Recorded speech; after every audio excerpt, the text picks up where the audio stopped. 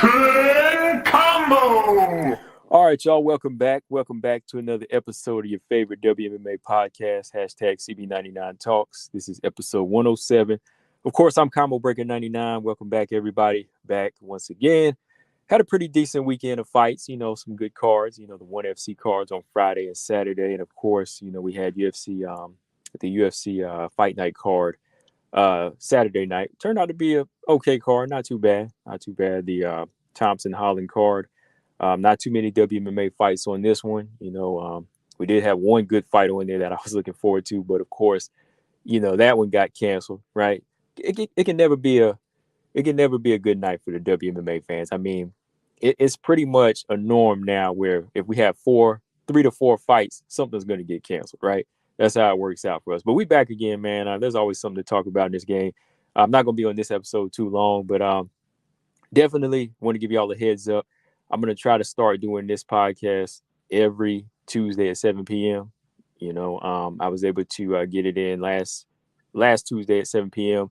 And it's going to be up Tuesday 7 p.m. again.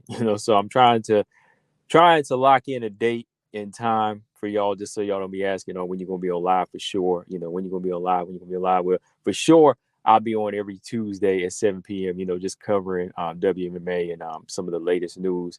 Or if you have any questions, I can talk about it on the show, so that'll give y'all like some days ahead of time to say, okay, on the next episode, hey, can you talk about this? All right. So, yeah, just keep that in mind as well. As I get more subscribers, I want to kind of keep it, organized a little bit for y'all where y'all can expect me on at a certain time. I mean, I'm usually on every other weekend, and every time there's a fight companion, I will be rocking with y'all, as long as the schedule lets me. But I can definitely get a Tuesday in. There's no reason I shouldn't. As much as I talk about discipline with these fighters, I need to be disciplined, right? So let me get on here every Tuesday with y'all at 7 p.m., for sure. So this will be the second Tuesday. So, hey, wish me luck on that. We're going to try to rock it, right? But, yeah, man, back with another one, guys. Just a few things I want to talk about. Just want to go through the past weekend of fights, ONE FC, of course, because I haven't really got a chance to get into too much ONE FC with y'all. ONE FC, the Prime Video 5 card on a Friday. There was a Muay Thai fight and a good fight with Denise Zamboanga I want to cover, where she was taking on Lynn Hequin.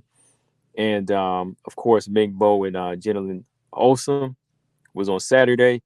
And, of course, this past Saturday, the UFC Fight Night card, we can talk about the winners a little bit. We can talk about Yasmin Harigi and her performance and what this leads to and what, her future looks like. And Angela Hill, once again, we going to call her Angela Unstoppable Hill, right? I mean, she's been submitted 2 times, but as far as being stopped, she's never been stopped in it, right? And every time an up and comer gets their momentum going, it's like, nope, Angela Hill's going to stop it, right? So, yeah, Angela Unstoppable Hill, let's talk about what's next for her a little bit. And I want to discuss the strawweight division.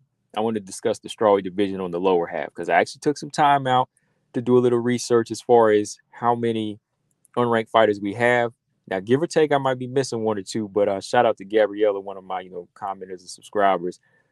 She's asking a question about the skill gap between 115 and like 125, like as far as, the upper echelon versus the unranked fighters, how big of a skill gap it is there. All right, so we'll talk about that. And that's pretty much all I got on this episode because we don't have any fights coming up this weekend. I really think the last fight we have for 2022 as far as the women go is Cyan Valismus and Corey McKenna. Yeah, that's it. I really think that's the last fight we have. I don't think there's any other bigger fights. There's no top 5 flyweights fighting, no top 5 strawweights. We pretty much got that out of the way throughout the last part of the year. With Whaley, Carla, Marina, and Lemos, all that's been done now, right? It's all been done. So yeah, that's the last fight we have is an unranked strawweight fight, guys. But yeah, shout out to everybody that tunes in with my fight companions. I enjoy doing those, and as long as y'all continue to tune in and ask me to do them, I'll continue to do them though. Yeah, because I was on all day Saturday. I didn't really have much to do this past Saturday. Well, I did, but I got everything. I got everything out the way in the daytime, so I could jump on later on that day. Because later on, it turned out to be a rainy day, and I said, you know what, I ain't going anywhere else. I'm gonna just stick it in. I mean, stay in, stick it out in the house, and just kind of chill out with y'all, man. But yeah, ONE FC Prime Video 5. There were two fights I was looking forward to: the Muay Thai fight, Jackie Buntan and Amber Kitchen. Shout out to Buntan and Kitchen, man.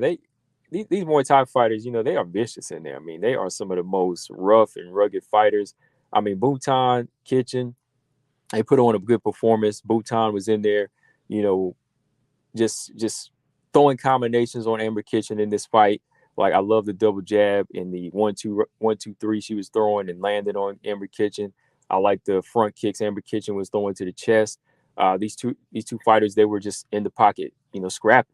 I think Buntan was the more technical fighter, and she was using volume to her advantage. You know, she would take steps back, but she would also come back with some vicious shots. Like, she would take a couple of steps back to get out of the way of Amber Kitchen's offense and just, you know, keep her range. Amber Kitchen, you know, she was just fighting one step behind Buntan, but landed some good right hands too. Landed some good right hands and front kicks. But I think it really just came down to volume throughout these rounds. So on Buntan, you know, I think the way she was just getting this work in was just too much for Kitchen, and she was able to drop her in the third round as well. It was all around good fight. You know, good performance by both fighters. You know, they're very tough. Amber Kitchen and Buntan following both on IG, and I watched their training a lot. And, you know, I just look at these two fighters and said, wow, man, like the things these Muay Thai fighters put their bodies through, and, you know, they just they just don't even have any like regrets, you know what I mean? Like, they just keep pushing forward with it, and they start off at such a young age too, you know. So a lot of respect to them for, you know, just proving how tough they can be and, you know, fighting with such heart. But yeah, Buntan definitely won the fight in my opinion, with the combinations and scoring the knockdown in the last round. Um, yeah, definitely tune into that one. Go check it out if you missed it. Denise Zamboanga versus Lynn Hequin. That was a good decision win for Zamboanga. I was impressed with her improvements. You know, she's definitely been stepping up with her striking, very much working with that jab. The first round of this fight, she was sticking that jab in the face of Lynn, and that right hand she threw, man, like she was just like doubling up, and she was able to drop Lynn hard. And Lynn, she's tough, man. She got back up and was able to. She staggered the way she staggered Zamboanga. Almost thought she was about to get her out of here, man. Because Zamboanga, you know, she was working on them straight punches, but she was getting a little reckless in there. She caught a left hook to the chin and you know, almost went out, but she went back into her wrestling, got back into wrestle mode, and you know, used that clinch to recover, go back to boxing a little bit in the second round. Lynn, you know, she's just fighting with that kickboxing style and, you know, landing some good leg kicks. So they were trading some nice shots in here. You know, I like the way Lynn was throwing that leg kick behind the thigh, you know, bruising up Zamboanga's leg and just trying to take her legs away so she can land more points and, you know, try to get the fight over with. But Zamboanga just stayed on it. She would turn it back up, put that offense on her, you know, land them hard right hands, and just really did a lot of damage to Lynn towards the later part of the fight, you know, even drawing some blood over the left eye, man. So, yeah, I like what Zamboanga's doing. At number 3, you know, she's trying to call out Stan Fairtex. But I know Stan Fairtex, he got a fight lined up with Alyssa, what's her name? Mexican? You know, so that should be a good fight. So Sam got her own problems right now because that's going to be a barn burner, I think, man, coming up in January. So I think right now, Zamboanga just going to have to sit back, see how that fight plays out. All right. And on Saturday, real quick, Ming Bo scored a big first round knockout over Gentleman Olsen. Yeah, Gentleman Olsen. I mean, 30 seconds. I think it was like 24 seconds. Maybe the fight was like 24 seconds, 25 seconds. She dropped Olsen with a big right hand in that opening minute and just teed off on with some elbows. Referee had to stop it. I mean, you just never know in these fights. You just never know, man. Like, you always got to protect that chin and keep your defense up, keep your guard high. And that's what I'm saying. Even WMMA fighters have to learn that defense is very important. Like, you just can't always go in there thinking that we're here to put on a crowd pleaser or barn burner, or your chin's always going to hold up. Nah, man, you got to keep them hands up in this type of fight, right? So, yeah, ONE FC definitely provided with some action Friday and Saturday. UFC Fight Night card, I enjoyed it. I enjoyed for what it was. I enjoyed calling the fights with y'all. Tracy Cortez and Amanda Ebas. Unfortunately, the fight is off. The fight was off. I was definitely a little disappointed because that fight was one to look forward to because it's not even anything about the styles. It's just a top 15 fight, and I wanted to see what Ebas could do. I really wanted to see what Ebas can do at flyweight. I want to see how she can handle the weight and how she can really transition her grappling how she can translate her weight and strength in the flyweight division. Yeah, in the flyweight division. I want to see how her grappling hangs in the flyweight division for real because, her being rewarded the 15 spot, I just didn't really think that was a good look because you got other fighters on win streaks that deserve it more so. She came into the flyweight division and split decision loss to Caitlin Chikagan, and just like boom, they put her in there, right? So I don't know. So I just wanted to see a little bit more Saturday night, but unfortunately we couldn't because Tracy Cortez had to pull out of the fight. And at the time of this recording, I was just trying to go back in and look up what was the reason. And Tracy Cortez just basically said it's a private issue. It's a medical issue, but it's a private issue, right? I mean, I'm thinking I have my ideas what it could be, that now that she put it that way, but I ain't gonna say because maybe it ain't, But yeah, I have a good idea of what it could be, but maybe I'm wrong. Okay. But yeah, it's a private issue, so she didn't go into it or let anybody know. So Ebas just accepted it and just said, hey, we'll try to do this again sometime. No plans on reschedule, no, at this time. But shout out to Yasmin Jauregui and Angela Hill for giving us 2 good fights and going in there and helping me get my predictions right this time. I went 2-0 this time. And believe me, I was a little shaky on the Angela Hill pick. Like I was back. I actually said Angela Hill the first time. I was cool with it. But then when I did my throwback round by round and I was watching Emily Ducote, I started to pick Emily Ducote. But then I said, you know what? Panay's a different fighter. Panay is not Angela Hill. So I'm going to go back to Angela Hill. So I was like skipping around, but I said, I got to go with the veteran Angela Hill. Angela Hill, her style, it'll spell trouble for Emily Ducote, especially if Emily Ducote can get takedowns. But like I said, I didn't know it was going to be that one-sided. But backtracking real quick, Yasmin Jauregui, let's talk a little bit about her. Once again, she goes in there and puts on a flaming performance, as far as, action. She likes to go in there and bang and, get the crowd going. Had a little bit of a scare this time. She got caught in the first round. Nunes dropped her hard, and I was like, oh boy, here we go. I know as soon as that happened, I know a lot of people were like, we're gonna give it a combo now. We're gonna give it to him now because he talking about another overrated fighter, right? But no, my girl pulled through. She got dropped hard. I was kind of shaky a little bit. I was like, oh boy, here we go. She gets dropped, and Estela Nunes gonna kill that losing streak with a win over one of the girls I'm really high on. So I was about to get a little shaky on that, but hey, Yasmin, she bounced back hard. I mean, hey, she took it well. She recovered. She stepped up the offense. She started fighting a little bit more patient with the jab. She didn't step in and she was still a little reckless in there, but she didn't get caught anymore. She took some of Estela Nunes' best punches after that. I think it was just kind of a wake up thing, because she stepped in that first round a little too aggressive.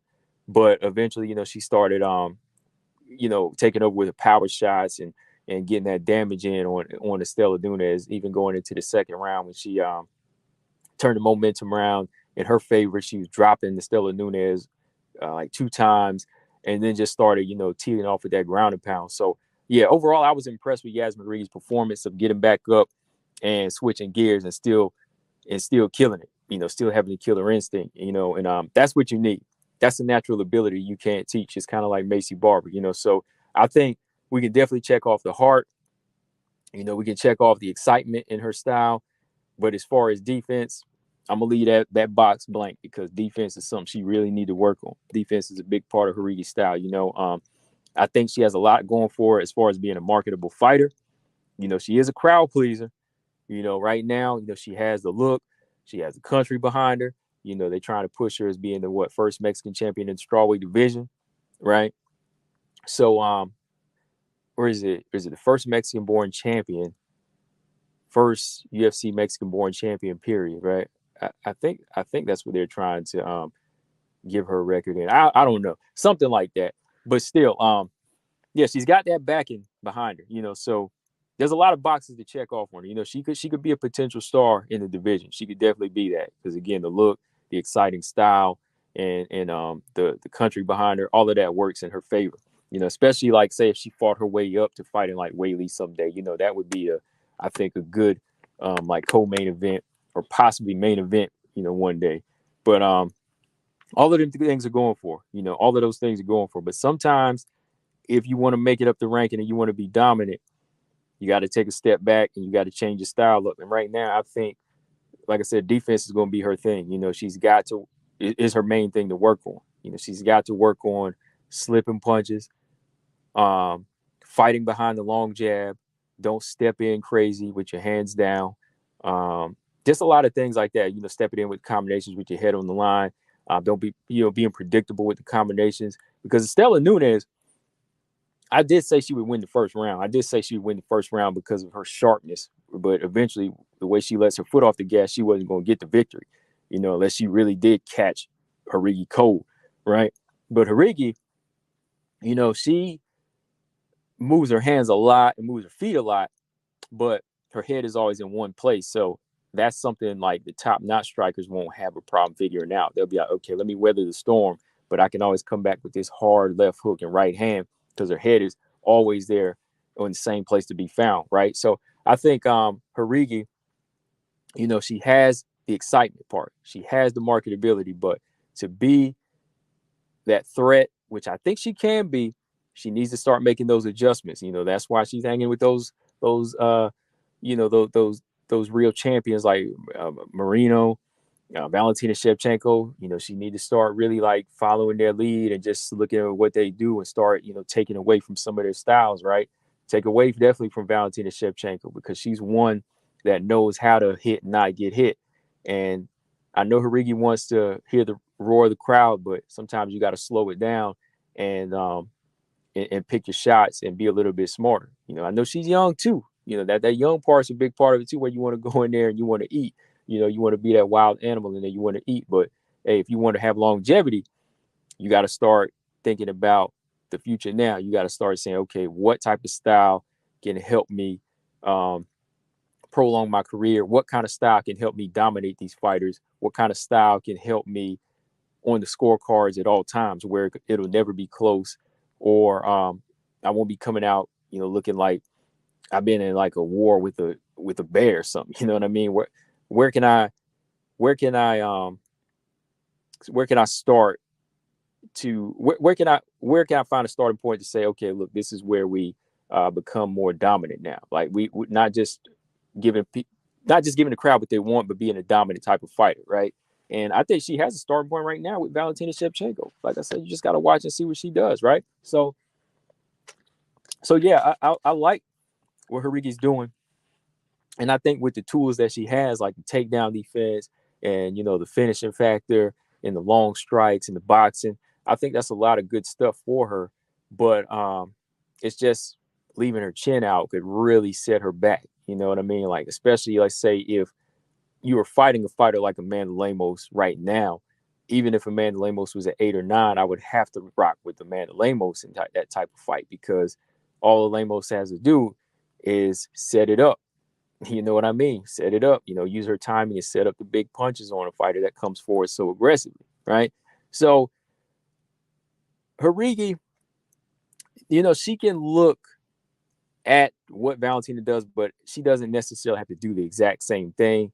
I just want to see her pick up some of the defensive tips where you can take your head off the line more, and slow the pace down and make your opponent respect you. You know what I mean? Make your opponent respect you, because there's a lot of fighters that she could probably go in there, overwhelm, and stop, but they'll never stop trying to knock her out because they'll see the openings there, right? They'll still keep coming.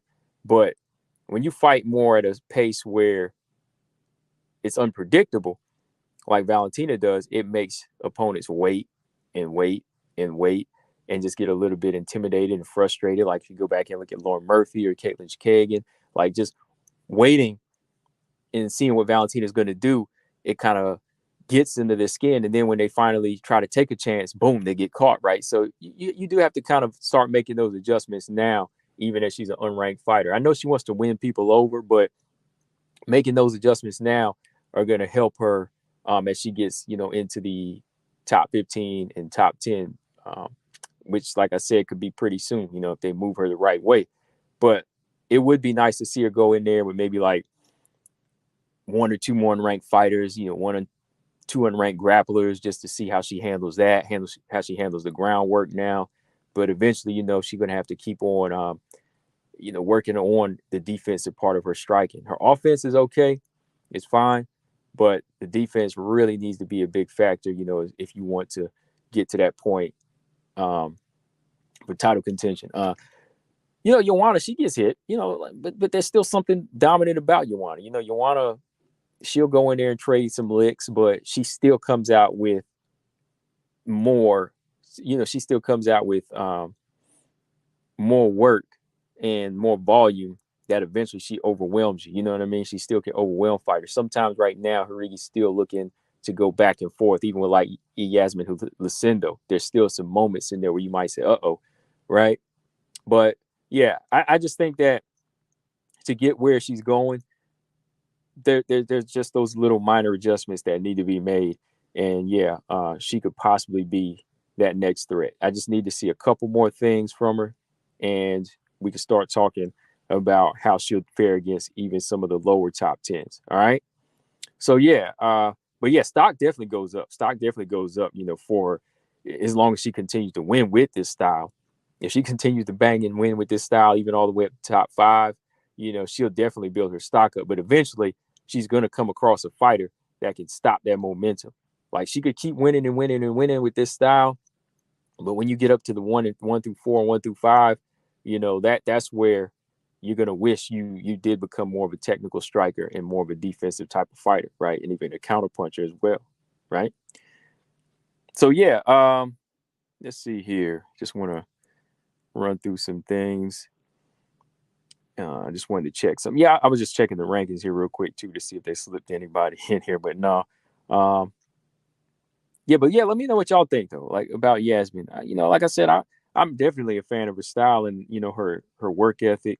At her age too, she definitely looks like somebody that wants to be a champion and not just fight in one way and just be like a brawler. I think she just lets the crowd get her going, and that's just part of the animal in her, right?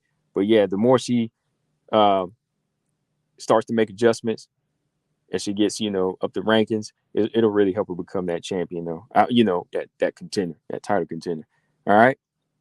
So moving on. Angela Hill, she does it once again. Angela Hill does it once again. What I call it, Angela Unstoppable Hill, I think I'll call it Angela Dream Crusher Hill. Angela Dream Crusher Hill. Because Angela Hill is stopping these unranked fighters either from looking good, or these prospects from looking good, or from winning.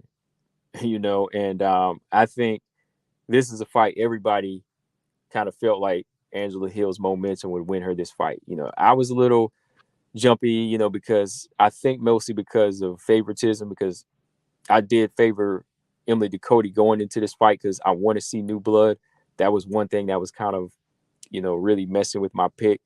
I wanted Ducote to win because I wanted to see a new face advance, a new style advance in the division, right? Somebody that could keep it going, right? Because Angela Hill still look questionable to us. Sometimes we still get a little questionable, like which one's going to show up. But the past 3 fights of hers, she's been showing up, man. Like she's been showing up and making some improvements. Still durable, still tough, with the much needed improvements like her straight strikes, her jabs, committing to pressure and volume has really helped her. And I say it again, man. I'll say it again. I said this last year. I did a video on it. I said you got to start piling up points. You got to start going in and being a point fighter, and you got to be an aggressive point fighter at that, or you're gonna still keep losing on these cards. And somehow, some way, they made that change. I'm just saying, they made that change right there after I made that video. But yeah, it was necessary. It was necessary because Angela Hill doesn't have a bad chin. She doesn't have a bad chin. So the aggressive style that she's using now is definitely in her favor. She has speed. The girl has cardio as long as she stays in shape, and she has the legs for it. So she has so many things that's going for her. They just never really put the right tools together with her athletic abilities, right? And now that they're doing that, you're starting to see the results, like straight punches. Girl's got reach.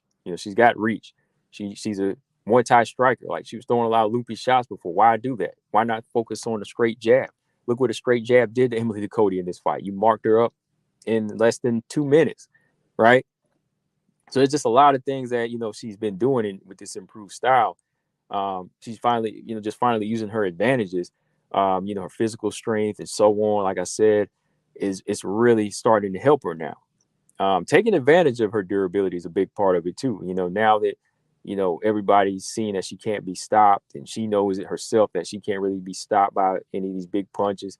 Lemos couldn't stop her. Loopy couldn't stop her. Now she can kind of be up in your face at that, in that mid range in the pocket, and land these shots. Even though she's not knocking you out, you ain't knocking her out, right? So a lot of good things for her going here. Especially with that durability. Finally they're starting to take advantage of this.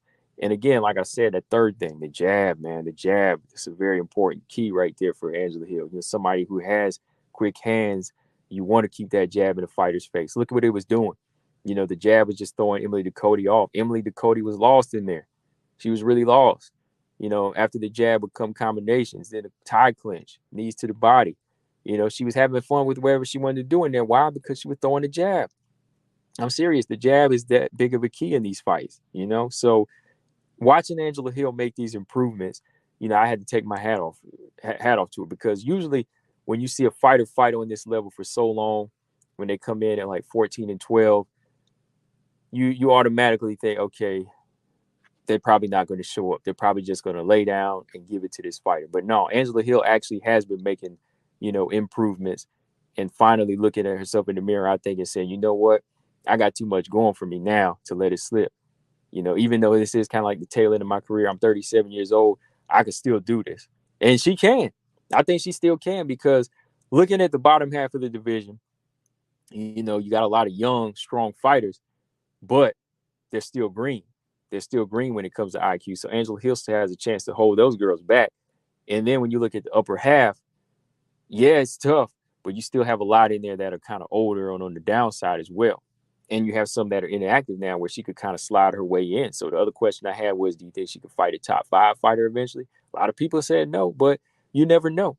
She could probably fight a top 7, like a Mackenzie Dern. Like, not saying, she'll win the title, but she could actually fight her way back in. I know she's calling out Karolina Kowalkiewicz, but let's say she gets by her. I know she's going to want to test what she can do one more time, like go for the gusto and fight up. Nobody wants to go out on their shield, especially if they've never been knocked out or really hurt.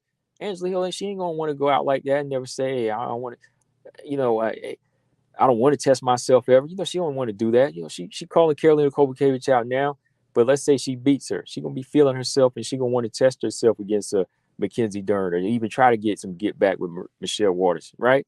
Again, I'm not saying she'll beat like the top 3 or top 4, but she'll want to test herself again. She should want to test herself at 37 years old. Go ahead, because nobody else is durable as her right now. She got like 12 losses, but she ain't really been beat down before.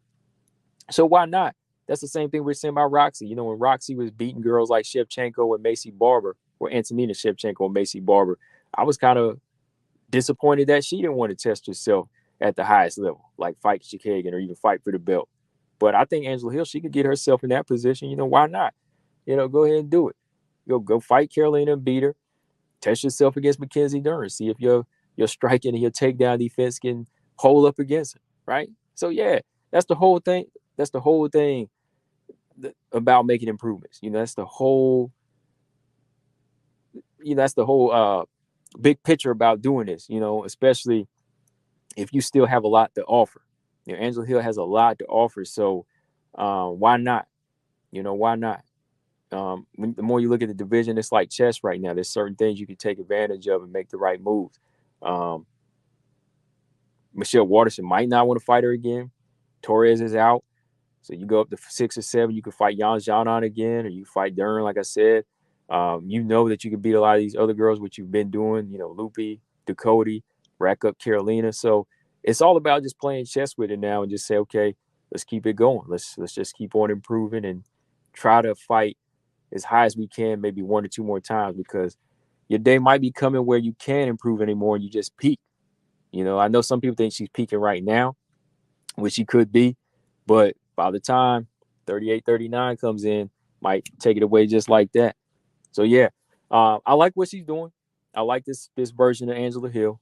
I just hope that takedown defense really holds up and the strength does as well, and hope her chin holds up and she can keep on doing what she's doing. But as of right now, the more and more these other, strawweights come up and, Angela Hill keep doing what she's doing, I'm going to have to pick Angela Hill. I think I might have to start picking Angela Hill against all these up-and-comers for real, though. Even Carolina, I'm going to definitely have to pick Angela Hill. That might be one fight Angela Hill could get a stoppage in, right? It could be, or beat her up real bad. So, yeah, what y'all think about that, though? I just like what she's doing. That's it. I just like the fact that she's still holding her own, not saying she is ready for a title or anything like that.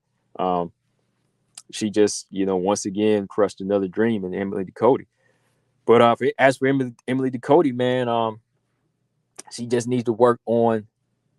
Well, she just doesn't need to work on one thing, but y'all know what it is: defense. Once again, defense. Being a slicker counterpuncher. There, she was doing a lot of, waiting in this fight and a lot of hesitating. Not setting traps. Like when you see Valentina sit back and it looks like she's waiting. Nah, she's like baiting you. She's more so baiting than anticipating. She's baiting more than waiting. She's setting a trap, and she's figuring your little subtle movement, your movements out. Subtly. You know what I mean? Like she's doing little feints, see how you react, throw a jab out here and there. Land a couple singles or doubles, and gets you into that move where you want to just go ahead and take a chance and throw something, then boom, you get caught, right?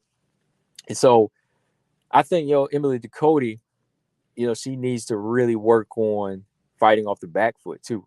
Fighting off the back foot and setting up traps instead of looking for, the offensive openings. Her timing was okay in the previous fights, but this fight here, it showed how frustrated she could get fighting a volume fighter. Not even really frustrated, but just almost intimidated, because she just sat back the whole fight and just let Angela Hill have her way with her, whether it was in the inside or the outside. She just could not get off. She could not get into her mindset. You got to take command mentally too. You have to really say, okay, let me figure this girl out in a minute or two and start landing some hard shots, going to the body. And she did. She had success to the body in the last round. So it just kind of lets me know that she just wasn't ready for this level of experience she was bringing. So again, just having the IQ to be able to switch on the fly is a big part of Ducote. Defense and the ability to adjust and adjust quick, So yeah, the only thing I say about Emily Ducote right now is I like to see her wrestle more, defense, and fight down from here. Fight down. Work on her grappling. Work with some of these other strikers out here. Like whether it be flyweight division or the men, to kind of give her a chance to fight fighters that could push her back and really make her have to work. Because if you go back and look at the Panay fight, yeah, it looked really good, but Panay was always giving her a target.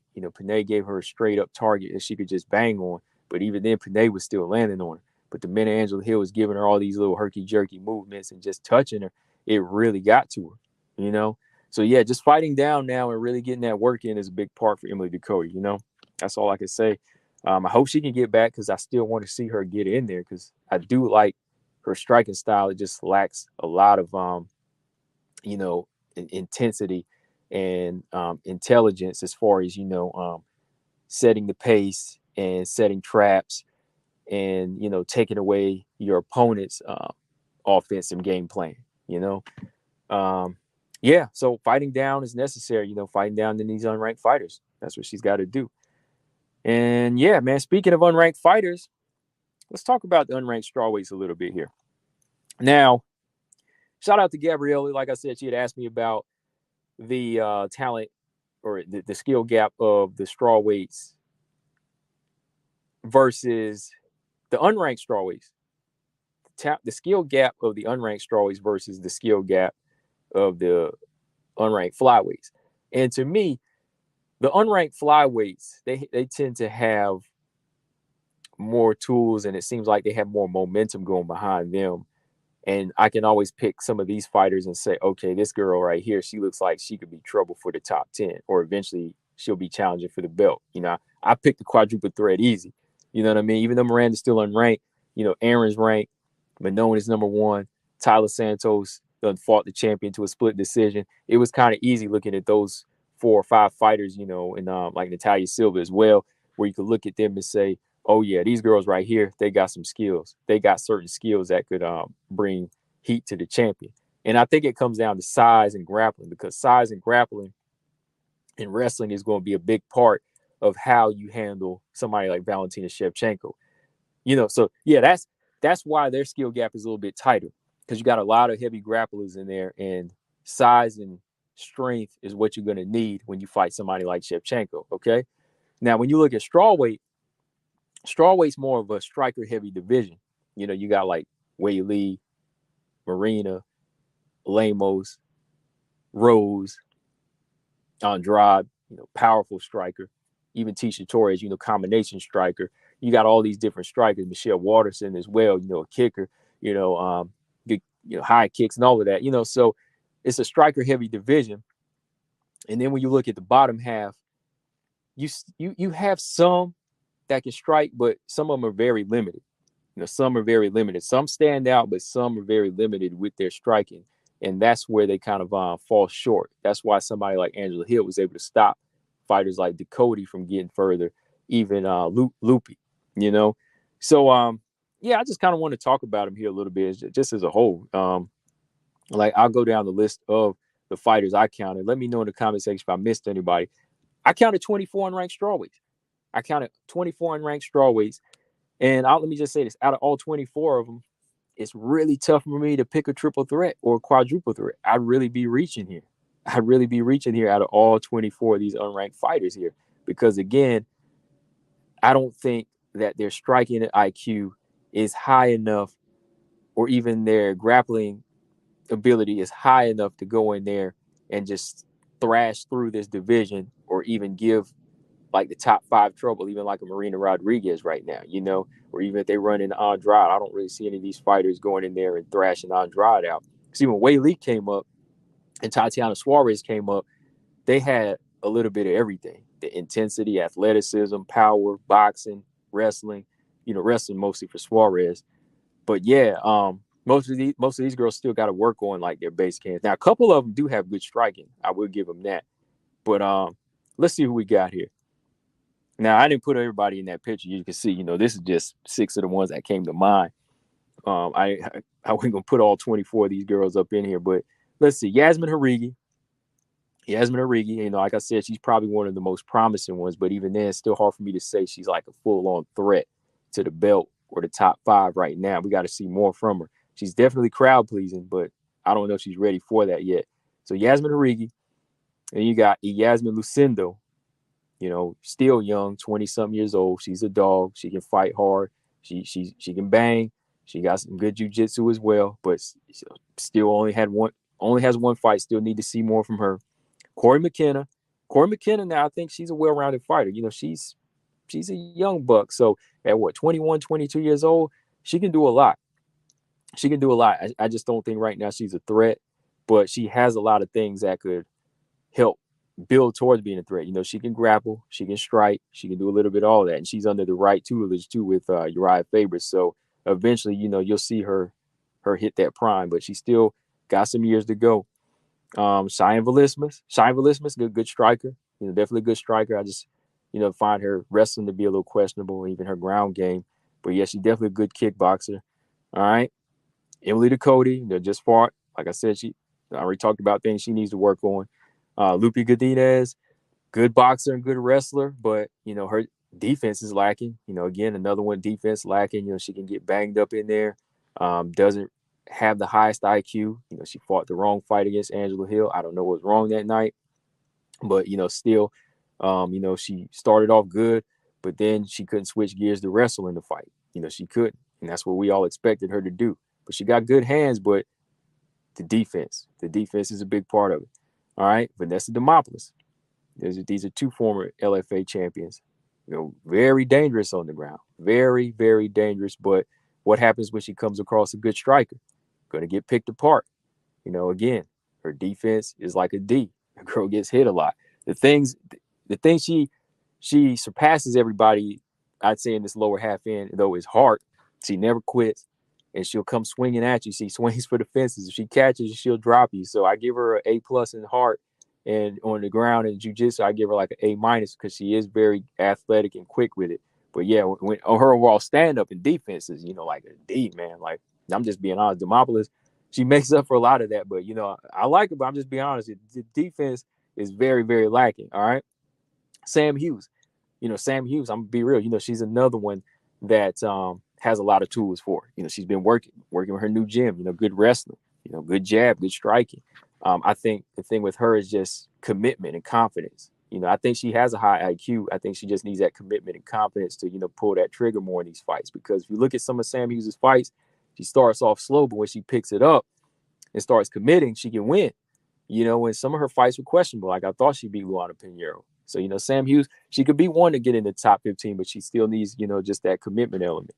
Montserrat Ruiz, need to see what's up with her. She's been out for a while since the knockout.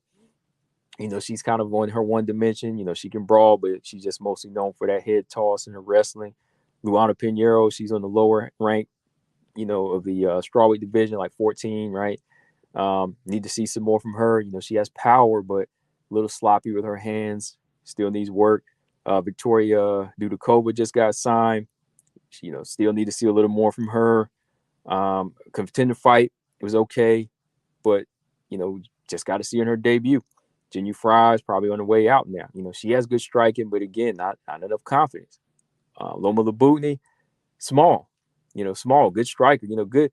I say good kicks, very good kicks. Sometimes she just doesn't commit enough to the hands, but, definitely got some very powerful kicks. But Loma, she's just got that size against her as far as being like a threat to the champion. Ariel Carnelosi, another one, that's okay with her striking. She's strong on the ground, physically strong, but just has a lot of holes in her game. Tabitha Ricci, I thought she was always prematurely signed, when she came in at 5-0. Her hands, she was still developing them in the LFA, but I just don't think she has the hands here in the UFC. She's very, very talented on the ground, good jiu-jitsu. She can get takedowns, but I think her striking is lacking too. So a lot of these fighters, if you notice, they're just not that well-rounded. That's what's holding them back. Stella Nunes, hey, we already talked about her. She's 0-3 right now. Bruna Brazil, we'll see what's up with her. She just had a good win in the contender series. She has a lot of good things about her. Good striking. She's tall, long, lean. Jacqueline Amarum, we'll see. She's another submission artist from LFA champion. Was only used to go on one round because she finishes a girl, so we need to see what's up with her hands. Maria Oliveira likes to throw hands, likes to strike, just doesn't have a lot of power. Pierre Rodriguez, she kind of adapts. She's one that I'm not really like astounded by or really like, like blown away by her style. But I think Pierre Rodriguez definitely has something about her where she can adjust in a fight, whether she's clinching or wrestling or just kind of brawling it out, so she could eventually get there. She'll just have to pick a couple of things to really work on and get sharp at. But I could see her maybe in like a year or two get into the top 15, though. I could. Paulina Viana, she just got into the top 15. And, we already talked about, I don't understand how, because she only has this one big win. The last fight she lost, Uh, and before that, she was fighting like once a year. She's getting better with her hands. She still has that submission game on lock, but we have to see how it handles as she moves up, if she can. Elise Reed, she's Taekwondo specialist. She has hands as well. She can move. She's athletic. She can kick. She has some power to her. Just needs to kind of slow it down. I see her get a little overconfident sometime, but I want to see her work on her wrestling a little bit more. I want to see her kind of get into that flow of being able to adjust and switch up her game like Rose. I think she could kind of build off of that style. And last but not least, Melissa Martinez, who lost to Elise Reed. She came in undefeated, but she's another one of those fighters, that just has to grow. Just has to grow. So yeah, that's all 24 unranked fighters I could think of. If I missed somebody, let me know. I think I did on this list. Hold on. And I just skip right over her name. Kanako Murata. Kanako Murata's been out since last year, since the Verna Jandaroba fight. She's one I'm high on. She's a good wrestler, athletic. She has some good speedy combinations. A little reckless on the ground, so she can be submitted. She gets reckless in the guard. So, we need to see where she's at now after suffering that broken arm. But she was one that I kind of would have said could have been in that top 15 at some point. But it's really hard to choose out of these fighters. Yeah, like looking at these fighters versus the unranked flyweights, it's hard for me to tell here because some of these girls are coming straight out of LFA off of 1 or 2 wins. And some of them just, to me, haven't really been that, developed. But now I got to think about was the strawweights back in 2014 like that when they were coming from Invicta? They seemed a little bit more polished to me. Maybe it was because the game hasn't evolved as much back in 2014. But it even seemed like when Rose was like, young, yeah, she lost to Carla, but they still seemed like they had some sharpness about them fighters did. Like Tisha did, what's her name? Claudia Gadelha at the time did. Well, she wasn't in the Tough House, but her, JoJo, those fighters like Felice Herrig, they were around. They seem to have a little bit more experience. That's why they could hang and keep the division going. But some of these fighters, I'm sure they'll stand out at some point as long as they keep working. I think the ones that can get into the top 15 right now, just going back in, I say Jauregui, Corey McKenna at some point. Jauregui, Corey McKenna, Ducote, she's already in the top 15, so we'll see what she can do. I think Lupi will be in there, Sam Hughes, Kanako, Bruna Brazil, and Piera Rodriguez. I think she'll get in there at some point as well. But out of the whole 24, Loma might, if her size, doesn't hold her back. But other than that, I don't know. I just need to see more development with striking IQ out of these girls and defense. Defense is a big part. A lot of these girls go in here be banging. Lupi goes in here and bangs. Demopolis go in here bang. Some of these girls don't take the head off the line enough. They need to kind of sit back and learn how to counterpunch a little bit more and pick their shots. So I think that's what's going to hold them back. I think Velisma, she's got good movement. She's another one. Yeah, top 15. I think she'll get a top 15 at some point here. But yeah, that's how I feel though. That's how I feel about it for Gabriella in my chat. I think that the skill gap is a little bit. It's a little bit farther apart than it is at flyweight. These girls and these 24 girls here versus like the top 10.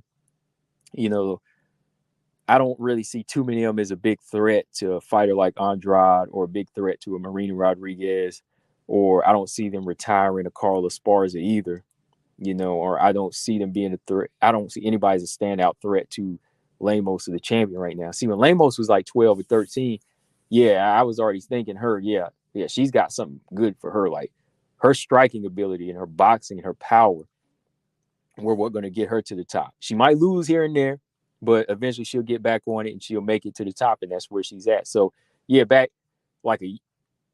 I say like before the Angela Hill fight, she was like in my what would have been a triple threat. When somebody asked me before, like when I had the triple threat, who would I put in my triple threat if it was at 115? And Amanda Lemos was the only name I could put out there back in like April of 2021 or March of 2021. I remember saying her name as one of those fighters, just Amanda Lemos as she was on the come up, and look where she's at now. Look where she's at. She's there, right? But now, around this time of this year, I don't really see anybody. I really don't see anybody except, like I said, Jauregui, but she's kind of lacking just a couple of things that could get her hurt in the fight or, get her caught. But she'll get into 15. But as far as getting the belt, I need to see a little bit more from these girls to be any type of threat to the top 5. All right. But let me know what y'all think in the comment section. Just some of the fighters on the screen and the ones that I named. I was like 24 of them, like I said. I took the time out for y'all to just sit back and say, okay, let me look at this list and actually measure the skill gap here.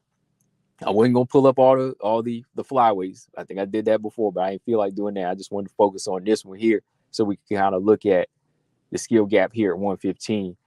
And y'all already know the 125. Like, we talk about that one a lot because we got fighters like Natalia Silva standing out, JJ Aldridge, they stand out, they can get in the 15 spot. Aaron Blanchfield, she's already in there, right? Fighters like Melissa Gatto, they have something about them. They have something about them that stands out here. Not saying these girls are strawweight are bad now, but just some of them a little green to me. That's all. They can still definitely make it, but I just need to see a little bit more work from them. And like Corey McKenna, she could get it, as she moves up because she's in there with Uriah Faber and got a good team with her. All right. But yeah, that's all I got on this, guys. Let me know in the comment section what y'all think about this, the strawweight skill gap. What's y'all's take? Just let me know in the comment section. But yeah, final thoughts, guys.